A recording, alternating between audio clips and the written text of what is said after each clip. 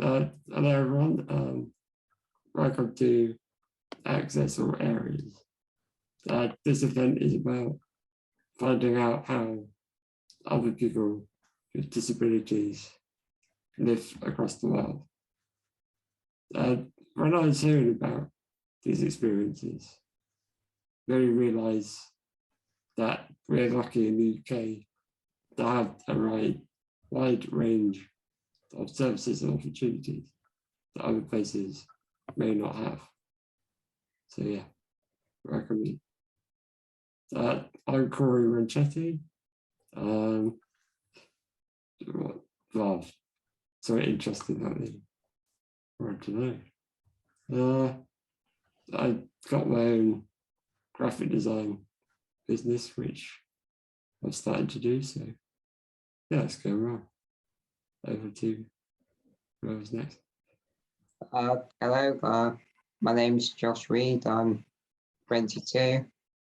I'm hoping to find something out interesting about this event. Maybe something to do with traveling, and yeah, in my spare time I do photography. I'm Jordan. I'm interested in traveling. I'd like to find out more about the accessibility in different countries.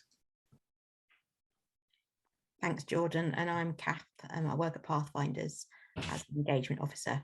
We've also got joining us Patrick from Ireland, Panos from Greece, Kate from Kate's Adventures, and John and Mary.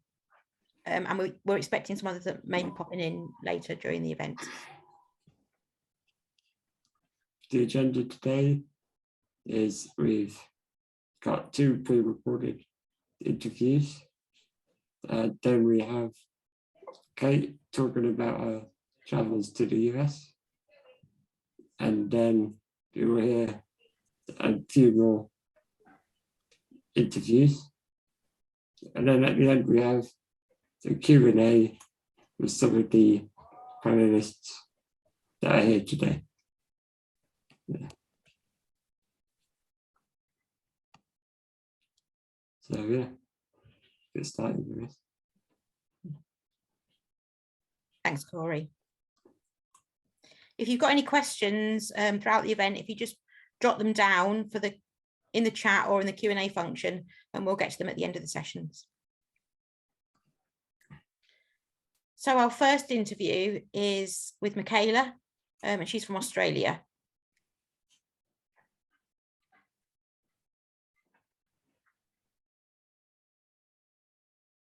Hi, I'm Michaela and I live on the Gold Coast. I moved from Tasmania, which is like right at the bottom of Australia. I have spinal muscular atrophy type 2. I love life and nothing really gets me down because I rock this. I love art and cooking. I have a dog named Riot. He's a Staffy. I present about discrimination and the effects of discrimination and working on the empathy muscle and trying to change stereotypes by working in an environment where people can ask questions in a safe space, because that's the only way to stop stereotypes, is to be open and curious. I also write blogs for the SMA Association, and I also work in choice and control for our NDIS, NDS. So it's trying to voice that I don't want to go to bed early, I want to stay up late, and I want to live a normal life, regardless of my disability, because no disability should stop me reaching your full potential, just like anybody else.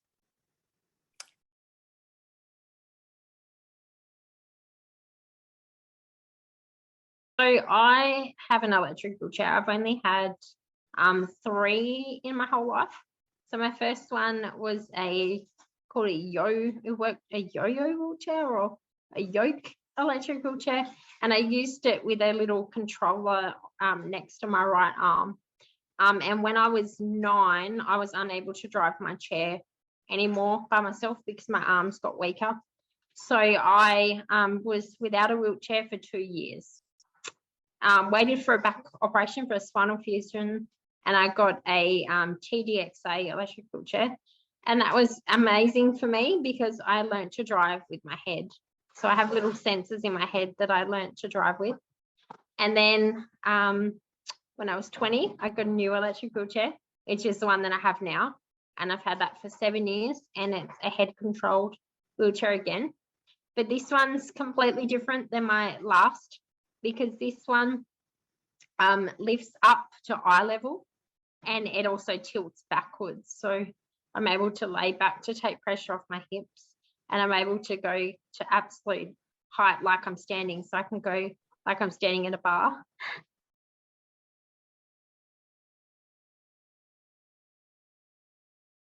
So my last wheelchair was funded by NDIS, so National Disability Insurance Agency or scheme, and a company called Tas Mobility chipped in on that. So they had a bit of an opinion about who worked on my wheelchair. I've been very stubborn over the years, and I didn't want certain people working on my chair. So I would say, no, you're not working on it. And their hold was the funding that they'd secured for that. So that was for this wheelchair. My next wheelchair that I've currently got ordered is all through NDIS. So this one was 36,000 and the next one's 46,000.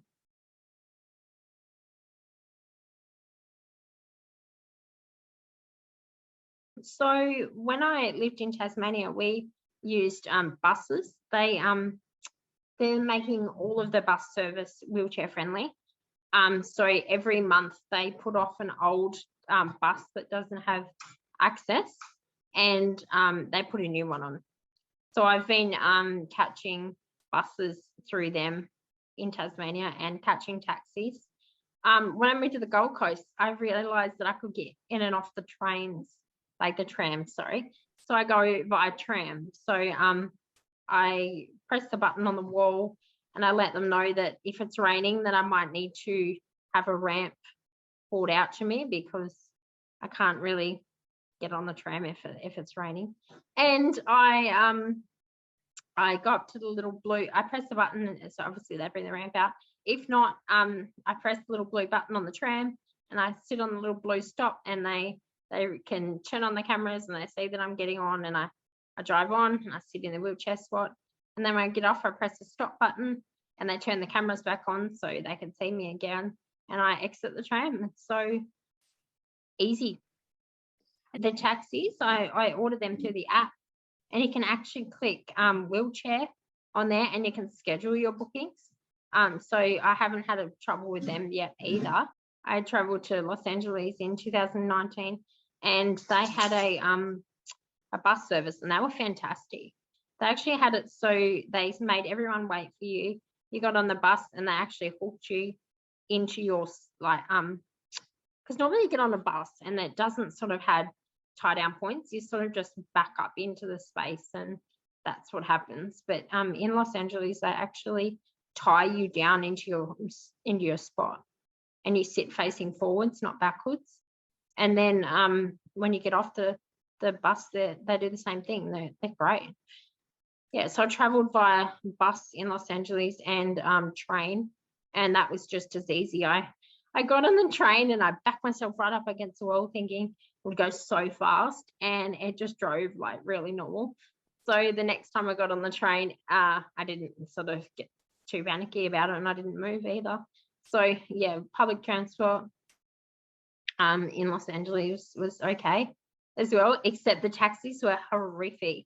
I got in the car and they wanted me to go up the steepest ramp. I got in and they didn't want to tie me down, and I was like, what do you mean you're not going to tie me down in the car? So yeah, I do not recommend taxis at all. But our taxis here are great. We have an app, so we can click wheelchair on the app, and then they'll sort of it'll be accessible always, or yeah.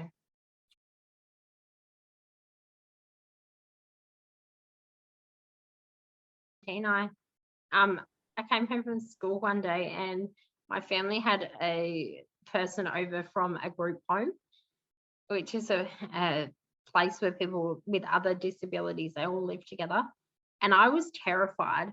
I was adamantly like, I'm not living in one of them when I'm older, since tiny. And I came home and they were over and I was like, no, that's not happening to me. I'm not doing that. So I applied for a thing called housing, which is subsidized rent, and the government funds it. And I actually got a house 2 weeks after I applied. So I went into my support agency and I said, I'm moving out of home. I'm not doing this in a group home business. These are when I want to go to the toilet, when I want to get up, when I want to go to bed. Can you make it work? And they did. So they didn't do it well. They did it really, really bad. And then I had a partner, and they used to expect him to do a lot of shifts. If staff wouldn't attend, he would end up doing the shifts. And we were together 3 years, and it sort of ended our relationship because they expected him to be carer when he was just partner. So it was a lot of pressure. So then I went, I'm not having one sole organisation. So currently I have 4 organisations, and they split 114 hours a week up between them.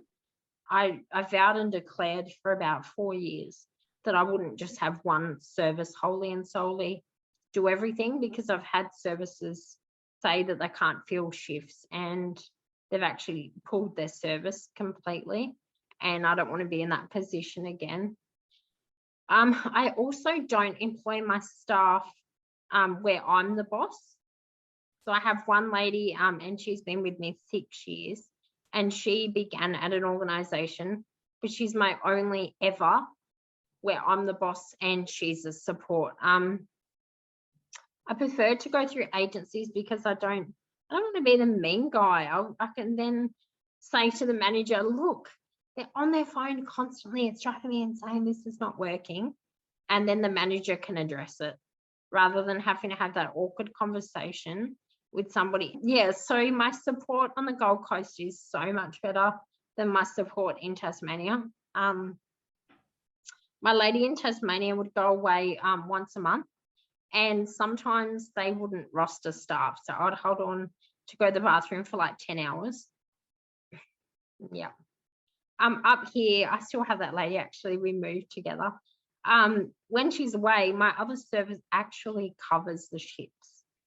And for the first time ever, I actually have confidence in them. So I can go, all right, I can have a drink to go to the bathroom because they will turn up. So I prefer my services up here. They actually are reliable. They turn up. And yeah, it's nice.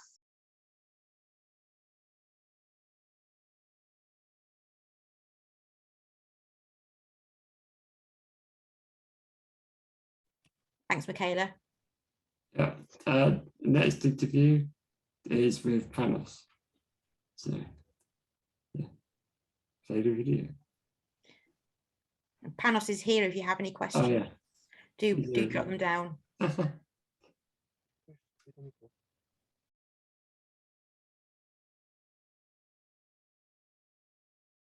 Hello, I am Panos. I am 29 years old from Athens, Greece.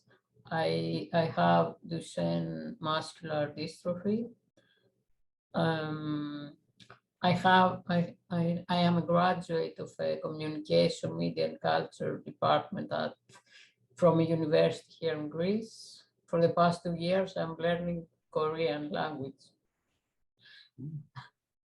Panos, can you tell us how you get around outside of your home? Yes, well, usually I get around with by car. I mean, we have a car that is that is adapted. So and it has a ramp inside. So yeah, most of the times I get around by car, and very not so often I use the subway, but not so often. It's almost accessible. I mean most of the stations, but there are some problems. So yeah, mostly by car. And sometimes when I go for a walk, I can go for a walk here near to my home, where I go with my wheelchair. I mean, yeah, that's it. Okay, so I love the tube. I really like that form of transport. But in London, it's not very accessible. There are a few trains that are. How do you get from the platform to the train on the tube in Greece? Well, usually there's no problem. I mean, the gap is not so big. It's not so wide, the gap between the platform and the tube. So most of the times I don't have any problem. And if the gap is a little bit higher, someone can help me and push me a little bit, my wheelchair, and I go and I get in. What type of wheelchair do you have? How is it funded? So I use a powered wheelchair, and that one, it was funded mostly by an insurance company, actually, because I had an accident with a previous wheelchair I had. But to talk to you about my previous wheelchair, it was mostly funded from the state, but we paid some money as well. Yeah, I don't remember exactly the price, but it was a lot of money, I think. The features it have is it can takes high. I mean, so I can get few things, for example, from my library, from my office, from in the kitchen, I don't know, somewhere. Where I can show you for a moment if you want. And the other features it has is only few lights, few LED lights. So when I am outside at night, I can the cars can see me, or some bicycle, or yeah. Well, can you see that? Wait a second. I'm going up. Okay, so yeah, and I can go down again. So yeah, that's the only features it has. What is it like living at home? Do you have any adaptions? Yes. Well, overall, my home doesn't have any any adaptions and stuff. But I use some things to help me with the movement from my wheelchair to bed, from the bed to wheelchair to the toilet. For example, I have a special toilet wheelchair. I also have a kind of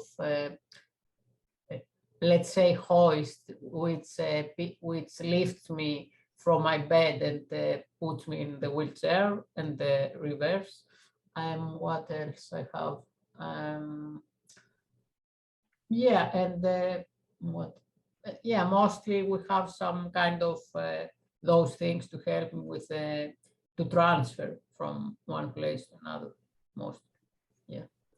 For the past few years, yeah, I got a special bed. I mean, it's a bed with it has some features like it can get high up, like my wheelchair, for example, or you can have your head rested. I mean, so you can watch television, for example. It's useful about that.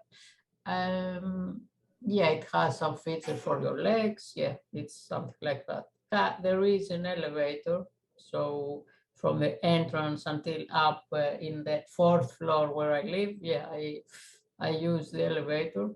But sometimes when there is a power cut, it's a little bit yeah, not so good to stay outside the home. Yeah, it has happened to me a few times, but anyway, it wasn't so it didn't last so long. So yeah. Okay, so and the next question is about your health. How easy is it to access healthcare, and how do you pay for it? Well, I believe, thankfully, because I am in Athens, where most of the hospitals are here, and stuff. Yeah, I think the healthcare access is pretty much easy. I would say. I mean, there is a special department of a hospital here, which it has been specialized in people with neuromuscular diseases like mine. So for many years now, more than 15, 20 years now, I believe, every year I go there to do some follow-up checkups in different areas. Like, for example, I see a cardiologist, I see what other orthopedics and some other doctors. I don't remember now all of the and you ask me how is it funded? How well, for example, at that specialized department at the hospital, we go free of charge. I mean, we don't pay anything. We only pay if we go for some follow-up checkup to some other doctors at other hospitals. Yes, there you pay the amount of money everyone pays. It can be, for example, 30 euros, 5 euros per every time. Is that the same for prescriptions for medication? Yes, we pay for those drugs. Yes. For example, the cortisone, which is the drug I take most of my life. So yes, we pay for it. Yes. At the moment, I'm trying to find a place to live independently, but it's quite difficult in this country. What's it like in your country? Okay, I believe we have the same problems here. I mean, I have the same problem as to if I want to live more independently. Well, first of all, the difficulty is because for so many years I have get used to stay at home with my parents, and they are my helpers. So I haven't get used to the idea of someone else helps me, but the last few years I'm starting to thinking about it more and more, that eventually at some time I should do that, to find a helper to do those things, because with age my parents get older and stuff, so I need to think about it. The first step would be that. As for to stay somewhere totally independently, I mean, to find another place and stay, it's a little bit still difficult. I mean, I believe here in Greece, even though the past year, it has been some improvement on the legislation here about independent living, but until now it isn't a law yet, a law of the state yet. So, but I believe in the next 1 or 2 years we will have some improvement, and maybe it will be, maybe the Greek state can fund some helpers for few people with disabilities here. So I'm waiting for that, and I hope it will be soon.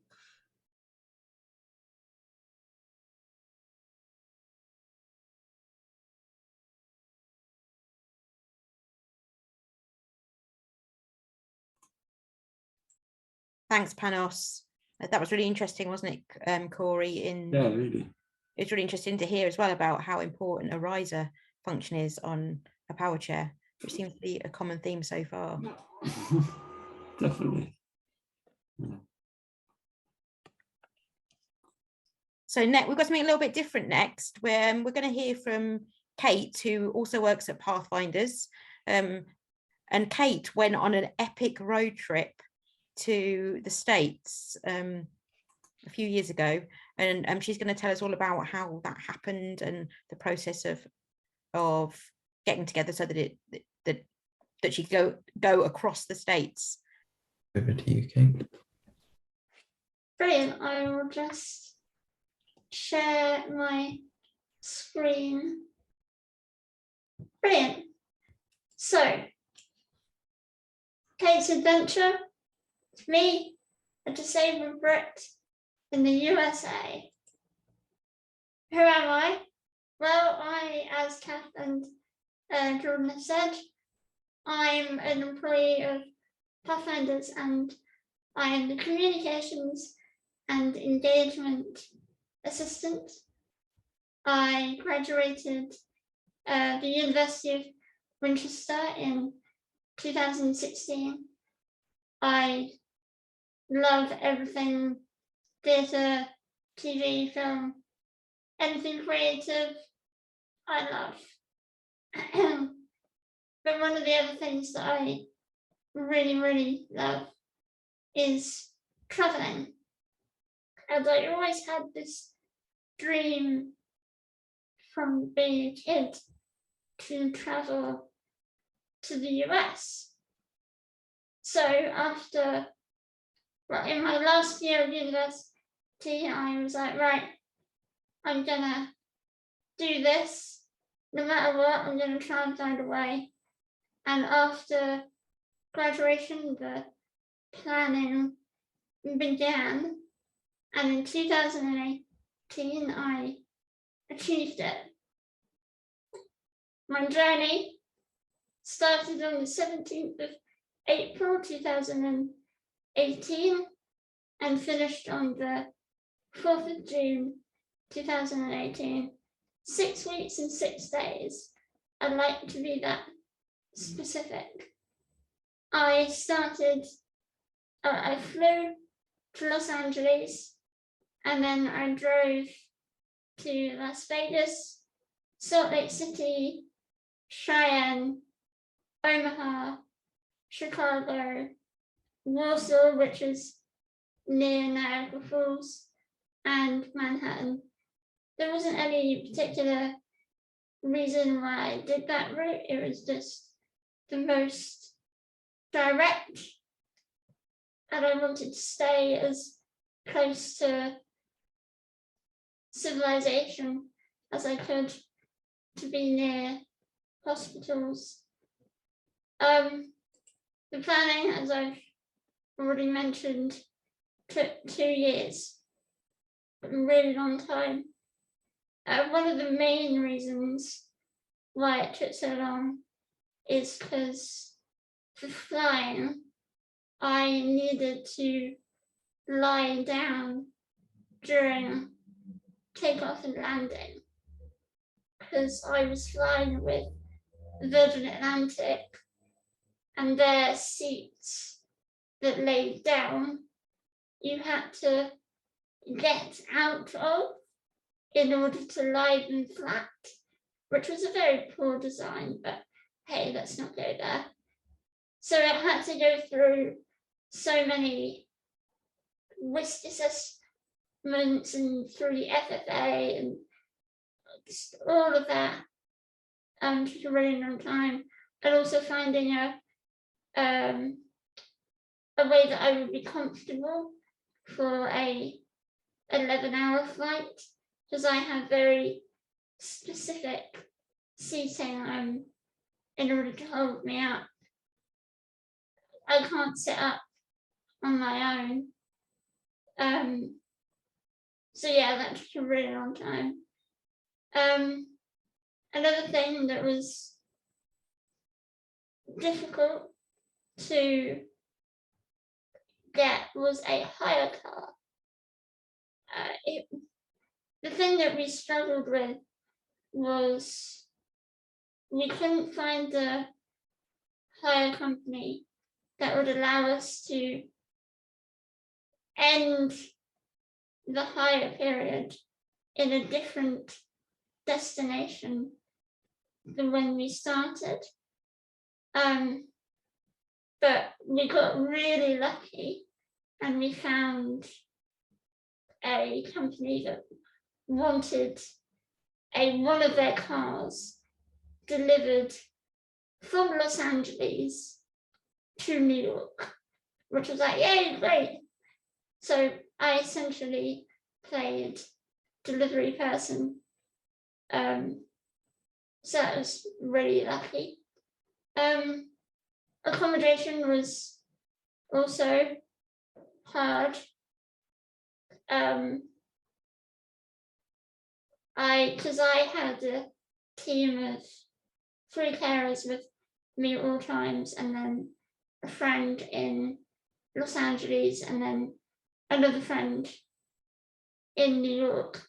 So I needed a minimum of 3 bedrooms, which was not easy with Airbnbs.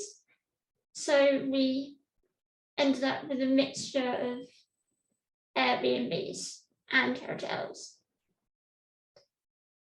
I also needed the time to raise money because this was a very expensive trip.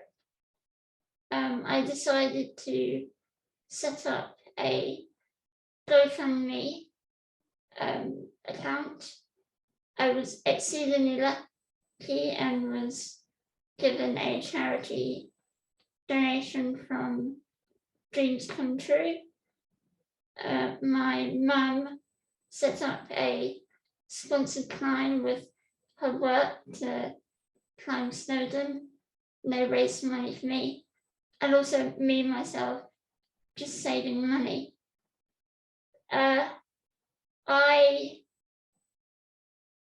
In order to help me raise money, I decided to set up a social media presence.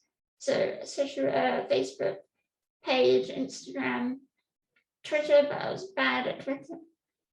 It wasn't just for raising money though. I used it to document my whole trip as I was going across the States to give back to the people who gave me money. Then I had to find people to actually help me physically do this trip, so a care team. And I was exceedingly lucky and found this amazing group of people who I'd known since childhood. I found 9 people to help me, and they rotated every, I want to say, 2.5 weeks. So yeah, I couldn't have done it without them. Here are just a couple of pictures. That was my car. Absolutely love this car. It was amazing. I really want it. I could sit in the front and see everything. And there was a pull-out ramp. It's not pictured here, but it just slid out manually.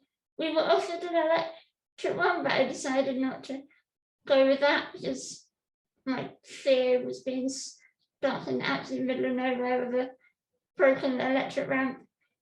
So I stayed with the manual one. And this is a picture of me in the aeroplane, all trussed up in a mold. You can't really see the molded beanbag thing that I was in. And then my ventilator as well that I needed on the flight. Right, let's move on. The experience. The best thing I've ever done in my life, without question. But accessibility wise, one of the things that's stood out to me the most in America, apart from flying, were the beds. Now, I've had difficulty with hotel beds in the UK, but it just seemed to stick out a bit more in America. I'll tell you a story about my first night. I told Kath this one already, and she gave me permission to share it. I turned up at our Airbnb. I had lots of communication already with these hosts who are really, really lovely. But through a miscommunication, I couldn't fit my manual hoist under the bed. Now this was 9:30 at night, LA time, so it was about 5 o'clock in the morning UK time. We were very, very tired, and all we wanted to do was just go to bed. So we had to line up. We put the hoist parallel to the bed, me and the hoist,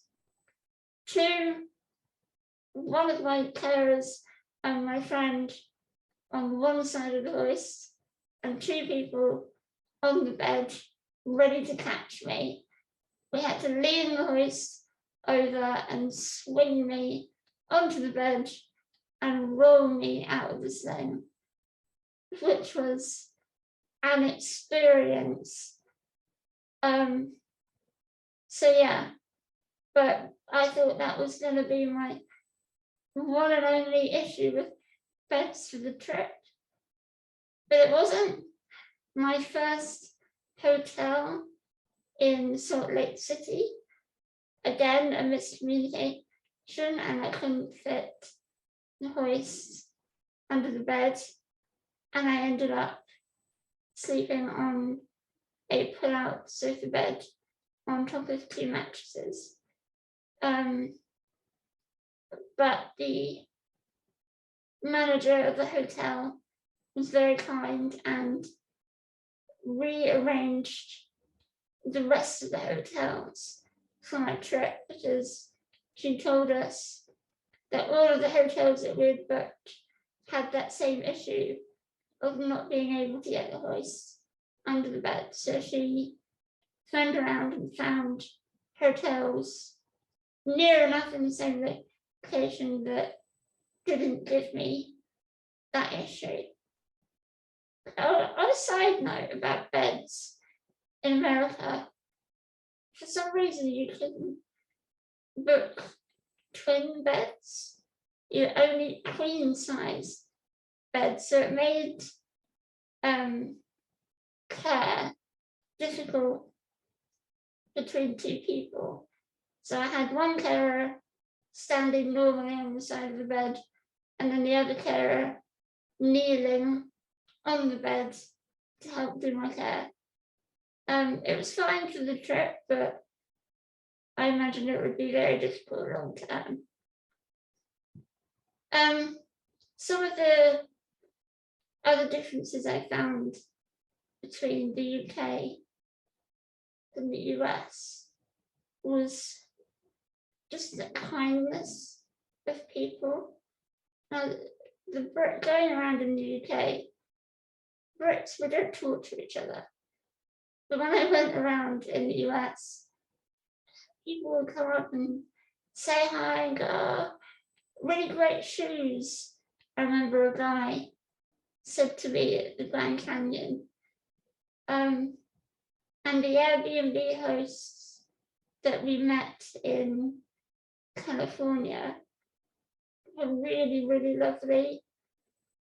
So yeah, that really imprinted on me. Some of the differences between big cities and smaller towns and the outskirts of cities were quite distinctive. The bigger cities, I wouldn't really say were that different to the UK, fairly standard city experience, apart from the Los Angeles.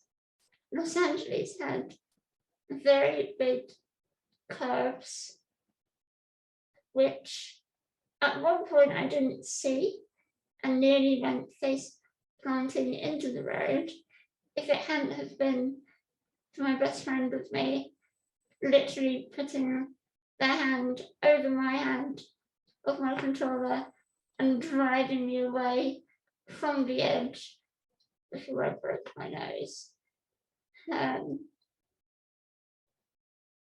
The smaller towns were much more inaccessible than I expected.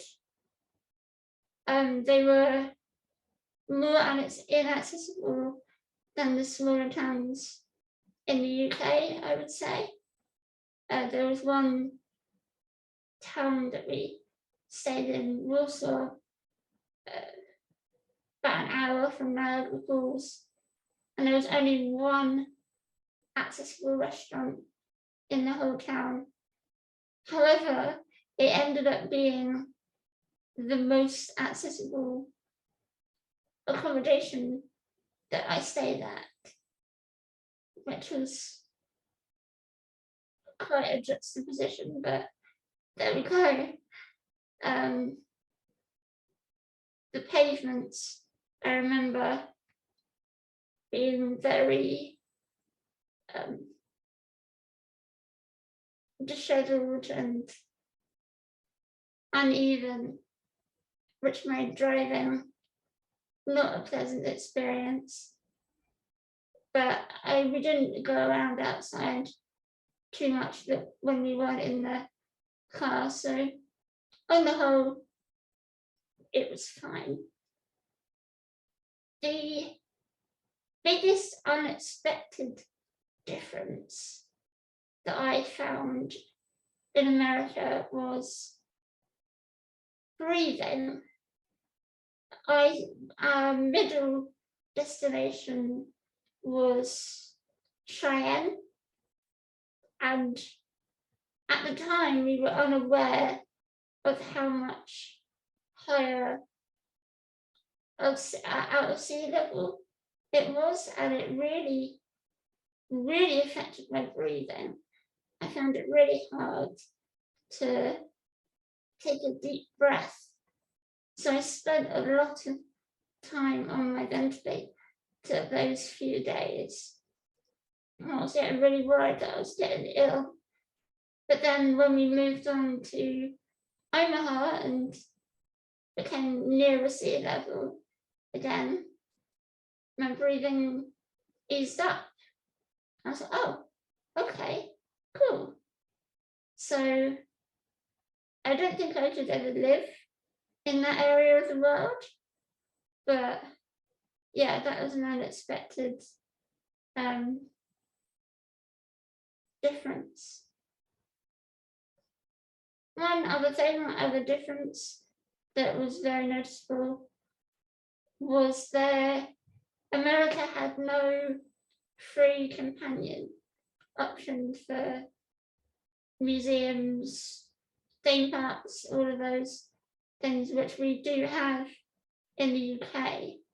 And that made outings a lot more expensive for me because I had to pay for the carer to come with me, which wasn't ideal, but I can't not have a carer. So it was an expense I had to make. The thing that was the same though in America as it is in the UK, theme parks not accessible, or rather no rides that I wanted to go on were accessible. So yeah, I think if I were to do my trip again, I wouldn't go to theme parks. Here are some few photos of my trip. The first one is me lying on the sofa bed that I mentioned in Salt Lake City. The next one, the middle at the top, it's just me in the car. I just wanted another photo of the car because I absolutely love that car. The next one on the top right was me in a really amazing restaurant in Cheyenne that had all of these incredible things, like a random television on the wall. Don't know why, but it was there. Had the bottom left is a photo with an example of the pavements. I think this is outside of, in the outskirts of Detroit. It was pretty much all like this, so I had to dodge the potholes. At the middle bottom was at the hotel in Manhattan. A quick story. The morning my parents came out to join me for the final 5 days of my trip, me and my friend went to go and have some food at the hotel restaurant, which involves going in the lift there that you can see on the right of the image to go up these 3 massive steps. And of course, when it came to coming back down to the lobby to meet my parents, the lift stopped working. So we were stuck up these 3 massive steps for about an hour waiting to get back down. We couldn't go out any other way because there were more steps on the other side. And yeah, not the way I wanted to meet my parents after a month of traveling. And then the last image is just me outside of looking at Niagara Falls. Niagara Falls was pretty accessible, to be honest. I could have gone on the boats if I wanted to, but I didn't think an electric wheelchair going near that amount of water was a really good idea. So I decided to look at it from afar, which was really cool. Then just a shameless plug of myself, really.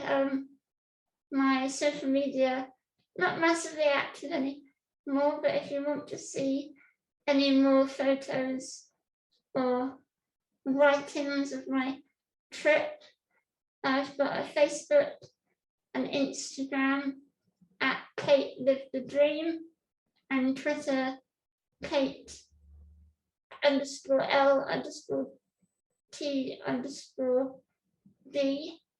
and then my blog is kate'islivingthedream.wordpress.com. Do come along and have a nosy at the best thing I've done in my life. So yeah, thank you for listening, everyone, and I look forward to hearing the rest of the speakers. Thank you, Kate. Yeah, thanks, Kate. I'm hoping you're going to stay around for questions at the end. I've got a few, and I'm sure everybody else here has got some things they'd like to ask you. Thanks so much. Thanks, Kate. That was really good. Now we have 3 more interviews from around America. Okay, so the next interview is with Sandra, who is from France. So over to the interview.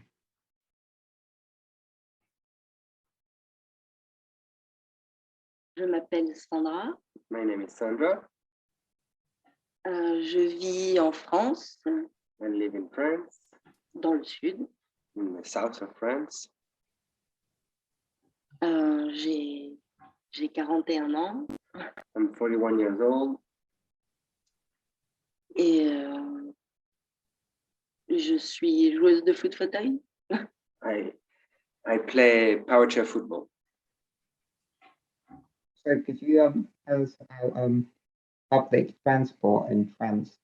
What's it like for you as a wheelchair user? Alors ça dépend de la ville dans laquelle on se trouve. It really depends on the city in which you live in. Les grandes villes, bénéficient d'une bonne majorité de transports accessibles. The biggest cities usually have the largest part of their public transportation system that is accessible. Mais dans les campagnes, c'est beaucoup plus compliqué. But in the country, it's much more difficult, much more complicated. Sorry. Et les problèmes que l'on retrouve fréquemment, même quand les transports sont accessibles. And even if the public transport, or sorry, even when public transport is accessible, you often find yourself in complicated situation, and there's still problems arising, even if it's supposedly accessible. Thank you. So, do you have a wheelchair accessible vehicle? Oui. Yes. You do. And do you know how the vehicle is funded or paid for? Alors, en France, on peut faire une demande de financement, d'aide financière à la MDPH. So in France, when you need transformations made to a vehicle to make it wheelchair accessible, you can ask for financing for that transportation through your local disability office or something like that. We would say that we have in regions. On peut aussi demander un financement à l'AGFIP. If you work, there's si on travaille. Extra financing through an organism that only that will help you adapt your workstation or whatever you may need to work. Oui, et ça finance, dire, ça ne finance pas tout, c'est une petite partie. Even if you manage to get those fundings, they won't take the whole of the transformation cost to themselves. You'll still have something to pay, especially if you need like a joystick or something important in terms of adaptation to the car. They usually have limits. So what sort of car do you have and can you drive it? Alors oui, j'ai un véhicule que je suis censée pouvoir conduire. Quel type de voiture tu conduis? Peux-tu le conduire? Quel type de alors j'ai un Chrysler aménagé. So what car, sorry, is a Chrysler transporter? Normalement avec le joystick. I use the joystick to drive it, normally. Mon problème est que mon permis ne mentionne pas le joystick. My driving license doesn't mention that I need a joystick to drive. Et donc, du coup, je n'ai pas eu la formation de conduite au joystick. That is a consequence of me learning how to drive, not using a joystick. Et accéder à un endroit où on pourrait justement m'aider à apprendre à conduire au joystick. So now the issue for me is access to a place where I can be taught how to use the joystick to drive the car. Reste des endroits. Si je veux apprendre à conduire au joystick. Today my situation is if I want today to learn how to drive a joystick. Je dois passer par un centre de rééducation. I have to be hospitalized, basically, in a rehabilitation center for a month. Et en plus reprendre des cours de conduite qui ne sont pas donnés. During that hospitalization, I will be able to access driving lessons that we'll have to pay for on top of that, and none of this is free. So I see a specialist doctor once a year with my condition that specialises in my condition. What's it like in France? Do you see any specialists? Alors oui, en France aussi, si on le désire, Yes, in France too, if you so desire or if you so wish to. On peut avoir un suivi You can be followed for your annuel you can be followed annually avec des spécialistes. with specialists. Effectivement, ce sont des endroits difficiles d'accès. Most medical health or most health delivering places are there accessibility issues in France. D'ailleurs, on s'aperçoit souvent que les personnes handicapées sont très bien suivies sur un plan médical au niveau handicap.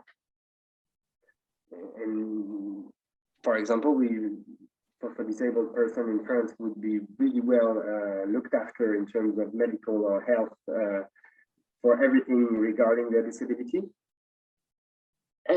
Par contre, bien souvent, But on the other hand, quite often, voilà, on a des soins dentaires qui sont pas faits. there are dental care that isn't really accessible to us, or that lacks. Pareil pour les rendez-vous gynécologiques pour les femmes.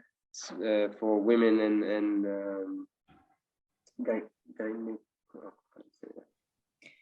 OBGYN. Gynecological. Yeah, the guy that's the gynecologist. So access to that as well is really difficult, especially if you're in a wheelchair. What are your hobbies and interests?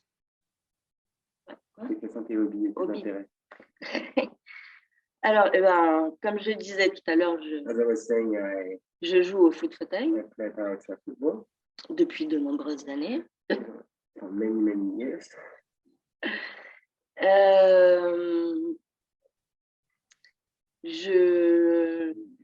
Je suis présidente d'une entreprise qu'on a fondée avec Florent.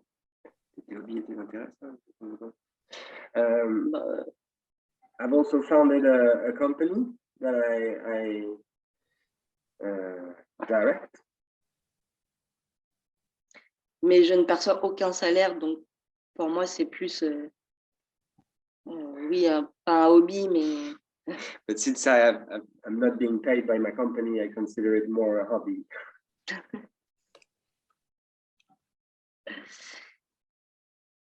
Et sinon, j'aime beaucoup être dehors dans la nature. I like being outside in nature a lot. Je m'intéresse aussi beaucoup à la médecine naturelle. I'm also interested in whatever that means, natural medicine.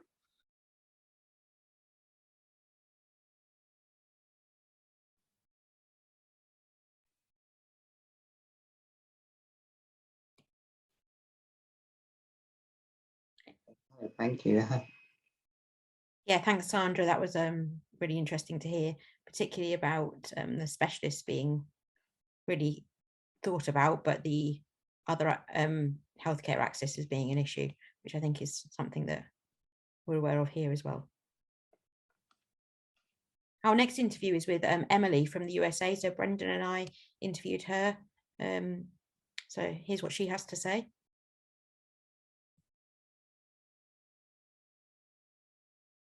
My name is Emily Wilinski. I live in Austin, Texas, in the United States. And I'm 44 years old. And I have my neuromuscular disability is spinal muscular atrophy. And I work for a college, a community college, I advise students with disabilities and help them get accessible accommodations for their classes. So I work with all disabilities all day long. And then in my spare time, I run a small nonprofit called NMD United. I help run it with a group of adults with neuromuscular disabilities. We started it and we work with folks all over the world. We don't just help people in the United States. We offer assistance to people in the UK and Denmark and anyone anywhere that wants to connect with us, they can do that. And so we do a lot of support for people living with a disability. We don't focus on finding a cure. We're very present-minded. So we focus on like things that we can do in the here and the now to like help improve the quality of our lives and make us more independent and self-directed and all of the things that we need. So, so yeah, that's a little bit about me. In the UK, there appears to be a shortage of wheelchair accessible housing. What is it like in Texas? Housing is an issue. It's not, you know, it's a US issue. We're very underfunded and we're in cities like Austin that are booming right now. A lot of the like rent is incredibly high, and their affordable options are disappearing. I moved to Austin when I was 21. When I moved here, I was able to find a rent subsidized accessible apartment. It was a 1-bedroom apartment and it was in a complex for people with disabilities and people that were elderly. So it was kind of segregated from the rest of the community, although we had transportation access and we could come and go as we wanted. And rent was reduced. And I lived there for 5 years until I was able to afford my own apartment that was with the income that I was making as a teacher. I taught high school for 7 years. And so while I was teaching, I was able to pay market rent and move out and get my own house. And if I were to move to Austin today, I don't think I would have nearly as much, as many options, or I don't think I would have a lot of opportunity to find good housing solutions. So yeah, it's a struggle. A lot of people are stuck living at home. What sort of disability equipment or adaptions do you have at home? So right now I have in my house a Sure Hands body support ceiling lift. It's a different type of lift. It's kind of like a hook, and it hooks under your arms and it hooks under your legs, and then it uses like physics to lift you. This is what I have. So it comes down from the ceiling and then it hooks under my arms. And then there's these hooks. See how these hooks are inside our legs? They kind of like wrap and they hold you up. So, and then mine goes over the toilet and it lowers over the toilet. And at first I thought this would be really hard for me to use because I'm kind of a little pudgy and I'm short, but it actually works out really well. And I couldn't like install it and figure out if I liked it. I had to kind of guess if I was going to like it before I installed it. But it was because of another woman with a neuromuscular disability like mine. I knew that she had one, and it was because of her that I realized that I could probably do it. I saw her picture on the brochure for the lift, and I was like, oh, I know that person. I can do this. And so I got a ceiling lift. So I named my ceiling lift J-Lo because it's shaped like a J and it goes low. I have a roll-in shower at the house. I have a lot of furniture that is attached to the wall and is floating. So there's no legs. I don't care about couches and recliners. I care about tables. So I have a lot of surfaces where I can roam and put things on. My house is a 1-story home with not a lot of stairs. And then I have a modified van. I have a van that I use that I can drive. And I drive with no effort, hand controls.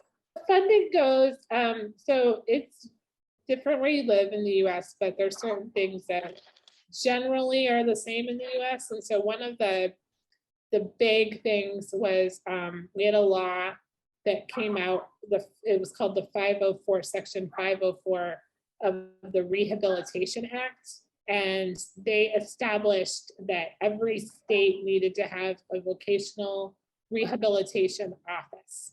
And this would be an office that would help people with disabilities with whatever goals they had related to work. So they wanted us off the dole. They wanted us off the system. So they and everything's means tested in the United States. So for instance, if you make a certain amount of money, you are cut off from government benefits. So they were finding, so a lot of people were staying on government benefits because they couldn't afford to lose those benefits, so they weren't working. And so the Section 504 established these vocational rehabilitation offices in all the different states. And those offices have branches that go to different cities and counties and communities. And so if you are a person with a disability that can work and wants to work, they will help you accomplish your goals to get to work. And so my van, for instance, my van modifications, that was tied to a work goal. I need to drive to work. And so I need a van to be able to drive to work. And so they helped funded the modifications for the van. My Hoyer lift for my ceiling, whatever, J-Lo. I said, I need to be able to get to work safely and get dressed and ready for work. So I need the ceiling lift to get dressed and ready for work. So they purchased it. Once they get you this equipment, you're responsible for the maintenance, the upkeep, all of the things that keep it going. So they want to see that, your employment is actually going to be able to sustain this. And, there's a lot of negotiating, and there's a lot of, some counselors that work for these offices are wonderful, and they recognize, that these are things that will help you be more independent. Other counselors are absolutely terrible, and they're not organized, or they think the money is coming out of their own personal pocket. So you have to really understand the laws and the rules in order to advocate for what you need. Work is very valued in the United States in the sense that if you can work, you better be working, or if you can't work, you're kind of stuck in this system where the government gives you the kind of the barest necessities to survive. You're very incentivized to get into the workforce in the United States if you can. It's just very hard if you can't anymore. So for instance, I can't retire and collect a pension because if I stop working, I will no longer qualify for personal care attendant benefits in Texas because they give it to you based on the fact that you're contributing. So I would make too much money in retirement in order to qualify. So my income would be unearned income versus earned income. So they value that differently. So vocational rehab pays for a good amount of equipment and services in my world. They did a lot for me.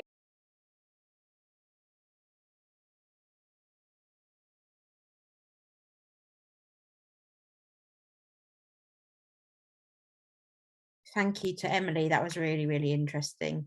I am wondering whether anybody else names their equipment after that interview. And our final interview is with Patrick from Ireland, and Patrick's joining us today as well. So if you've got any questions after this short interview, then yeah, write them down ready for the Q&A coming.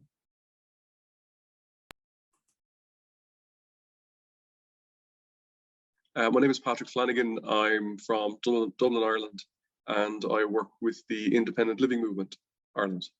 Parachair football is probably the biggest hobby I have.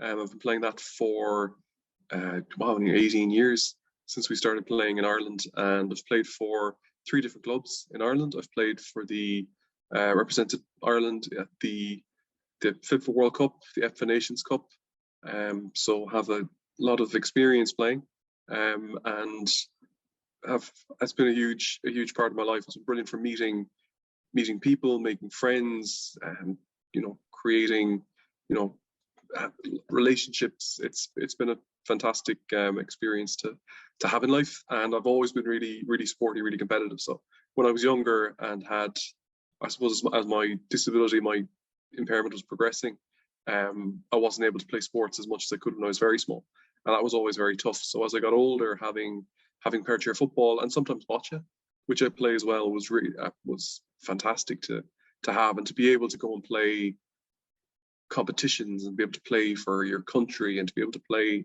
at World Cups and travel around the world has been really fantastic. I also love cooking, and I love eating, and I love cooking what I eat.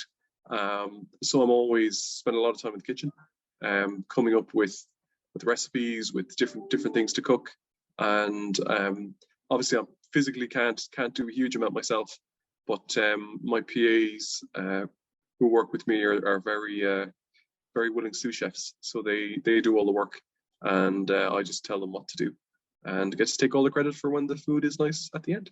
What wheelchair do you have, and does it have any special features? What wheelchair do I have? Does it have any special features? So the question would have been different if you asked me last week. I actually got a new wheelchair this week. So I now am the user of an Autobock Juvo B5. I think it's the name of the chair. Yeah, I got that last Friday. It's a rear wheel drive chair. It's colored gray, and yeah, it does a few fancy little things. I'm still kind of figuring out some of it, but it does. Let me see, can I get it to go here? It goes up and down, rises, see, getting shorter. Happens when I don't eat the vegetables, and up and down. And it doesn't do anything too fancy, I don't think. After that, it's not like Chitty Chitty Bang Bang or something like that. It's not a flying chair or anything yet. But how is it funded? It's funded through the Irish Health Service, working well in a good system that might take about 6 months. The maintenance and the maintenance and of the chair is funded by the HSE as well, the Health Service Executive. So each health area, each community health area would have a contract with a service provider to look after the maintenance or servicing of the chairs. And yeah, it's very efficient. Can you tell us a little bit about public transport in Ireland and what it's like to be a wheelchair user? I will generally say public transport isn't good for wheelchair users. So in Dublin, there is within Dublin, the existing transport network that's there, the buses, the DART, sort of the local area trains, the national trains, and the local trams are all in and of themselves quite accessible.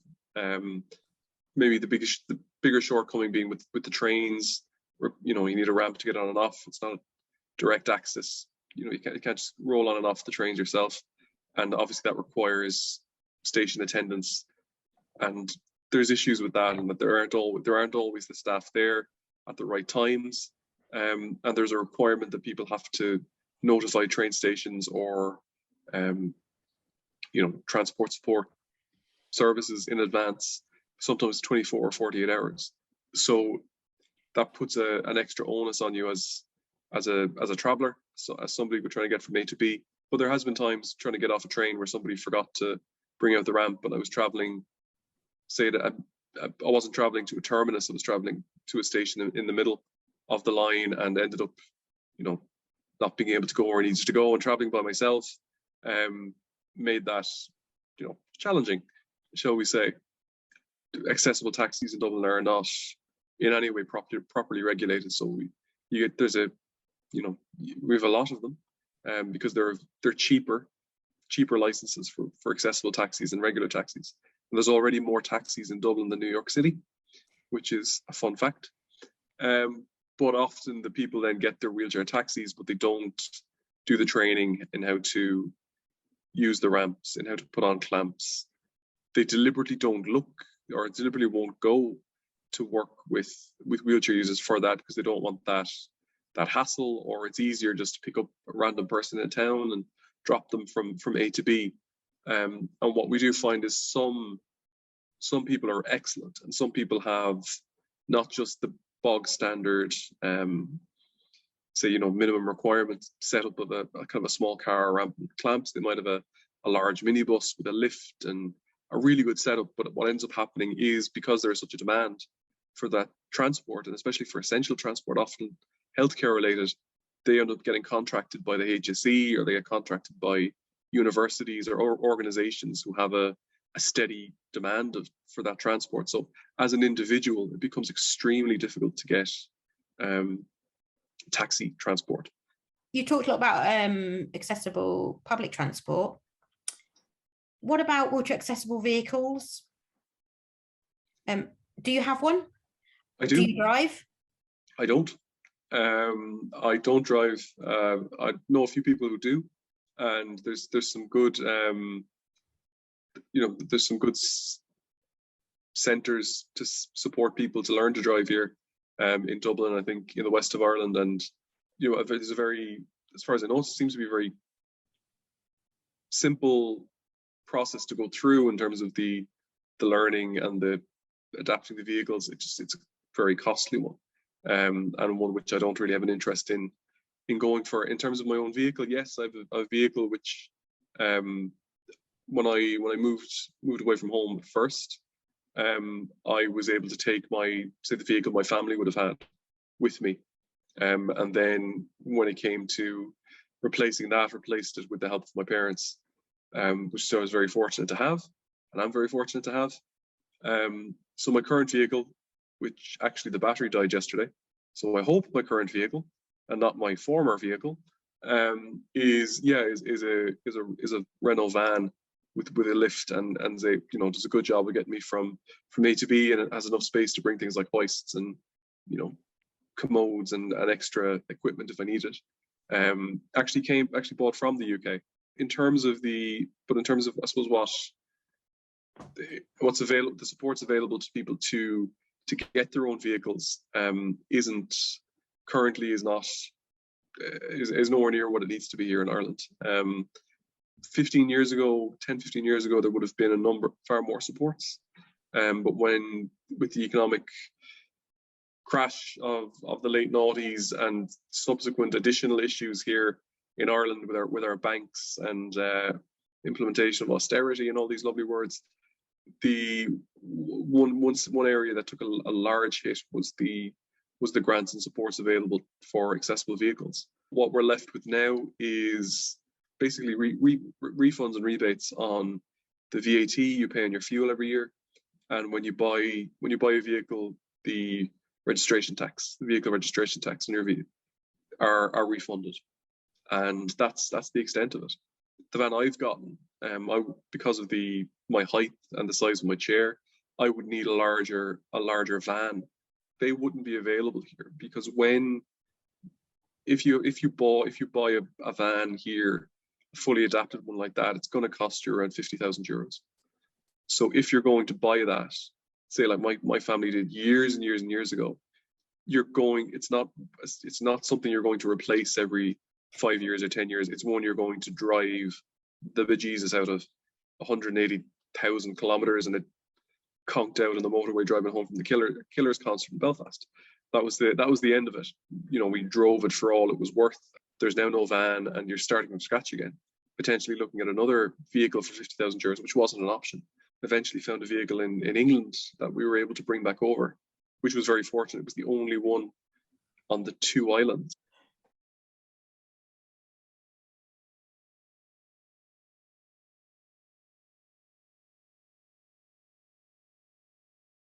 Thank you ever so much, Patrick. It was really interesting to hear about the taxi experience and the lack of being able to access them, even though the physical taxis are actually available, and sounds similar to Michaela's story when she visited the US. Yeah. Q&A. We now have a few people from different interviews to answer any questions currently it has. So yeah, ask away, I guess.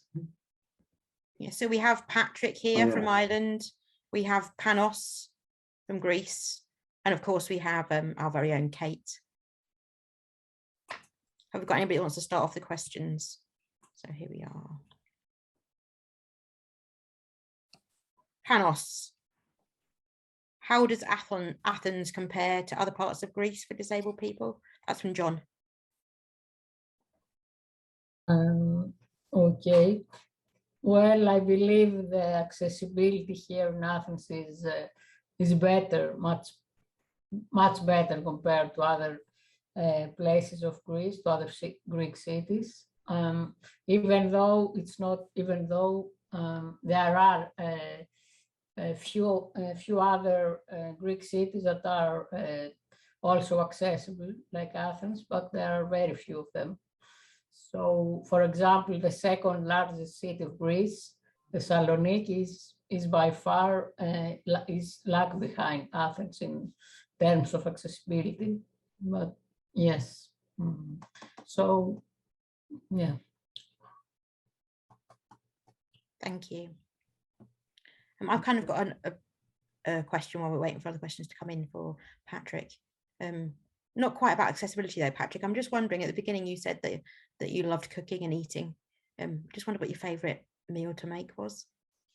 Oh, what's my favourite meal to make? I make this kind of Tuscan style Italian chicken with a kind of creamy chicken and a creamy sauce with Italian flavors. Enjoy making and eating that, obviously, quite a lot. That one jumps out. Oh, the soups. I love making soups as well. As any type of soup is usually one I'm quite quick to do and enjoy. Thank you. There's a message here from Louise. Thank you all. Really interesting to hear your personal stories and challenges. Keep up the positive attitudes and the accessibility issues around the world. People like you can change the world, so keep up the good work. The next question is for Kate. This is from John. What was your favourite memory from your trip, and do you have any plans in the future? Favourite memory? There's so many to choose from. I would probably say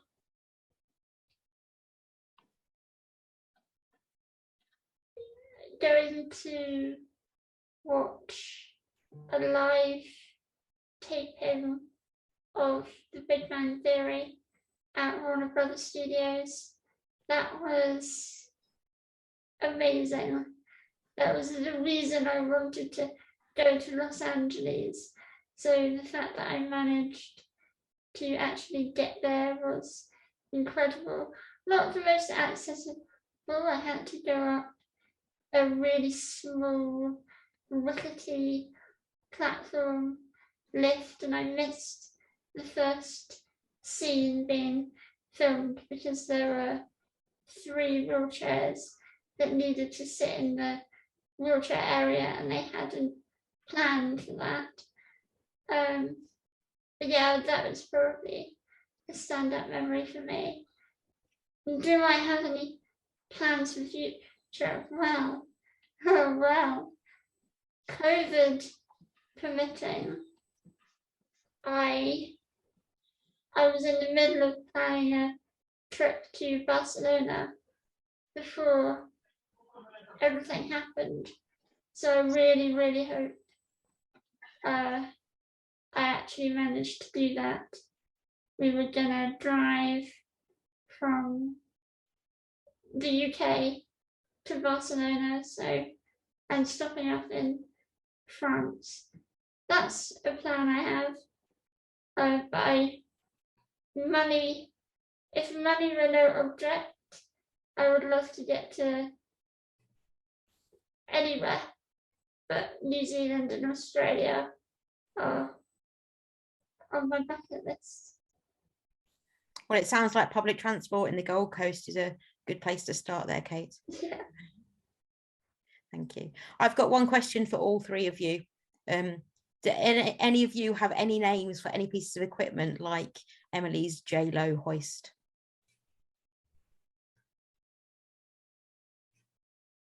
I named the car that I used in the States, or rather my best friend did. We named the car Wilba, W-I-L-B-A. Don't know where it came from, but the name stuck. No other names, or are you thinking of names? I'm guessing your chair isn't called Chitty Chitty Bang Bang, Patrick. No, I haven't named it yet. I have a thing here called Alexa, but I'd say everybody has that. No, I haven't. Actually, I'm just looking here. I have a kind of exercise bike here, and it's made by Rec, so maybe I'll call it Rick. So I'll go for a cycle with Rick later on, maybe. So yeah, I do know. I have Rick sitting in the corner here.